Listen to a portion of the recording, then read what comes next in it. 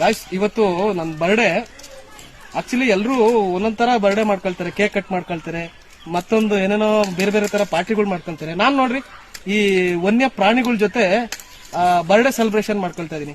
ಅಂದ್ರೆ ನಮಗೆ ಮನುಷ್ಯರಿಗೆ ಏನ್ ಬೇಕಾದ್ರೂ ಸಿಗುತ್ತೆ ತಿನ್ನಕ್ಕೆ, ಹೊರಗಡೆ ಎಲ್ ಬೇಕಾದ್ರೂ ಹೋಗ್ತೀವಿ ತಿನ್ನಕ್ಕೆ. ಈ ಕಾಡು ಪ್ರಾಣಿಗಳಿಗೆ ಕೆಲವೊಂದು ಕಾಡಲ್ಲಿ ಅಂತ ಹಣ್ಣಿನ ಗಿಡಗಳು ಮರಗಳು ಇರಲ್ಲ. ಸೊ ಅವಕ್ಕೆ ನಮ್ಮಂತವ್ರು ಯಾರು ಬಂದಾಗ ಹಿಂಗ್ ಕೊಟ್ಟಾಗ ತಿನ್ಕೊಂಡು ನೋಡ್ರಿ ಕಡಲೆ ಬೀಜ ಕೊಡ್ತಾ ಇದೀವಿ. ಎಷ್ಟು ಚೆನ್ನಾಗಿ ಬಂದು ನೋಡ್ರಿ, ಪ್ರೀತಿಯಿಂದ ನೋಡ್ರಿ. ಪ್ರಾಣಿಗಳನ್ನ ಎಷ್ಟು ನಾವು ಪ್ರೀತಿಯಿಂದ ನೋಡ್ತೀವಿ, ಅವು ನಮ್ ಜೊತೆ ಅಷ್ಟೇ ಪ್ರೀತಿಯಿಂದ ಇರ್ತವೆ ನೋಡ್ರಿ.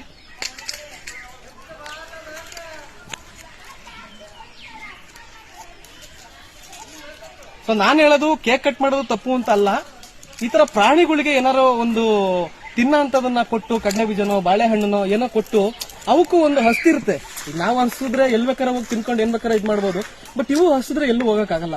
ಕಾಡಿನಲ್ಲಿ ಇರ್ತಕ್ಕಂಥ ಯಾವ ಸಣ್ಣ ಪುಟ್ಟ ಹಣ್ಣು ಹಂಪ್ಲುಗಳನ್ನ ತಿನ್ಬೋದು. ಬಟ್ ಅಷ್ಟು ಹಣ್ಣು ಹಂಪ್ಲು ಗಿಡಗಳನ್ನ ನಮ್ಮ ಕಾಡಲ್ಲಿ ಯಾವುದೂ ಇಲ್ಲ ಈ ಸುತ್ತಮುತ್ತ. ನಾನು ಪ್ರತಿ ಸಲ ಬಂದಾಗ ಬಾಳೆಹಣ್ಣ ಕೊಡ್ತೀನಿ. ಈ ಸರಿ ಬಂದಾಗ ಕಡಲೆ ಬೀಜ ಕೊಡೋಣ. ಯಾಕೆ ಅಂತಂದ್ರೆ ಈ ಬೇಸಿಗೆಯಲ್ಲಿ ಬಾಳೆಹಣ್ಣು ಹಾಕೋದ್ರೆ ಒಂದ್ 2-3 ತಿಂತಾವೆ, ಆಮೇಲೆ ಹಂಗೆ ಬಿಟ್ಬಿಡ್ತಾರೆ. ಸಂಜೆ ಅಷ್ಟೊತ್ತಿಗೆ ಅವೆಲ್ಲ ಬಲ್ತ್ಬಿಟ್ಟು ಹಾಳಾಗೋಗ್ಬಿಡುತ್ತೆ. ಕಡಲೆ ಬೀಜ ಆದ್ರೆ 6 ತಿಂಗಳು ಇಲ್ಲೆಲ್ಲ ಬಿದ್ದಿದ್ರು ಆಯ್ಕೊಂಡ್ ತಿಂತವೆ, ಒಣಗಿದ್ರು ಆಯ್ಕೊಂಡ್ ತಿಂತವೆ. ಸೊ ಹಾಗಾಗಿ ಕಡಲೆ ಬೀಜ ಕೊಡೋಣ ಈ ಸರಿ ಅಂತ ಅಂದ್ಬಿಟ್ಟು ತಂದೆ ಒಂದು 20 ಲೀಟರ್ನ. ತುಂಬಾ ಚೆನ್ನಾಗಿ ಖುಷಿಯಾಗಿ ಎಲ್ಲ ಯಾವುದೂ ಬಂದು ಡಿಸ್ಟರ್ಬ್ ಮಾಡ್ತಾ ಇಲ್ಲ, ಅಷ್ಟು ಚೆನ್ನಾಗಿ ತಿಂತಾ ಇದಾವೆ ನೋಡ್ರಿ. ಇದೆಷ್ಟು ಮುದ್ದಾಗಿದೆ ಕೋತಿ. ಕುತ್ಕೊಳ್ಳಿ ಬಸ್. ಎಷ್ಟು ಪ್ರೀತಿನ ತೋರಿಸ್ತಾ ಇದೆ ಈ ಕೋತಿ. ನಿಜ ತುಂಬಾ ಖುಷಿ ಆಗುತ್ತೆ. ಅದಕ್ಕೂ ಒಂದು ನಂಬಿಕೆ, ನನಗೆ ಇವರಿಂದ ಏನೋ ಪ್ರಾಬ್ಲಮ್ ಇಲ್ಲ ಅನ್ನೋದು.